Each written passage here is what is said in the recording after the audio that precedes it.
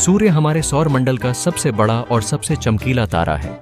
इसकी विशालता को समझने के लिए आप सोच सकते हैं कि सूर्य में लगभग 3 मिलियन पृथ्वियां समा सकती हैं। यह एक विशाल गैसीय पिंड है जो मुख्यतः हाइड्रोजन और हीलियम से बना है।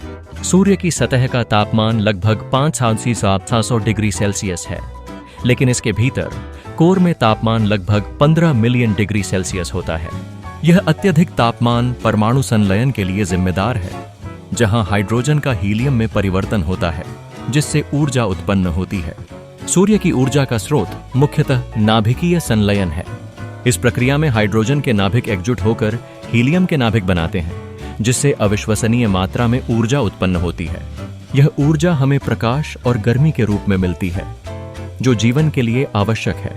सूर्य की उम्र लगभग 4-6 बिलियन वर्ष है और इसे अपने जीवन के लगभग आधे हिस्से में देखा गया है। वैज्ञानिक गणना कर चुके हैं कि सूर्य अगले 5 बिलियन वर्षों तक अपनी वर्तमान स्थिति में बने रहेगा। सूर्य का द्रव्यमान सौर मंडल के कुल द्रव्यमान का लगभग 99.66% है। इसका यह विशाल द्रव्यमान ही ग्रहों और अन्य वस्तुओं को अपने चारों ओर घुमाने के लिए जिम्मेदार है, जिसके कारण ग्रह सही कक्षाओं में चलते हैं। सूर्य का प्रकाश पृथ्वी तक पहुंचने में लगभग 8 मिनट 20 सेकंड का समय लेता है। इससे यह समझ में आता है कि सूर्य से निकलने वाली ऊर्जा कितनी तेजी से यात्रा करती है और यह पृथ्वी पर जीवन के लिए कितनी महत्वपूर्ण है। सूर्य में कई प्रकार की गतिविधियां होती हैं, जैसे सोलर फ्लेयर और कोरोनल मास इजेक्शन।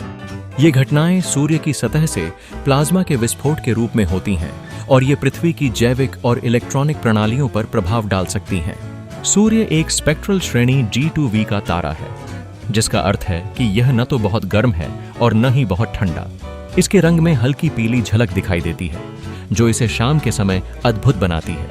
सूर्य के एक चक्र में लगभग 11 वर्षों का समय लगता है, जिसमें इसकी गतिविधियां बढ़ती और घटती हैं।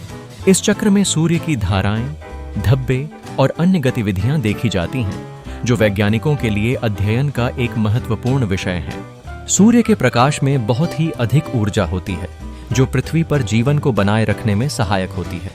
यह न केवल पौधों के लिए प्रकाश प्रदान करता है, बल्कि यह जल वायु को भी नियंत्रित करता है, जिससे एक संतुलित पारिस्थितिकी तंत्र विकसित होता है।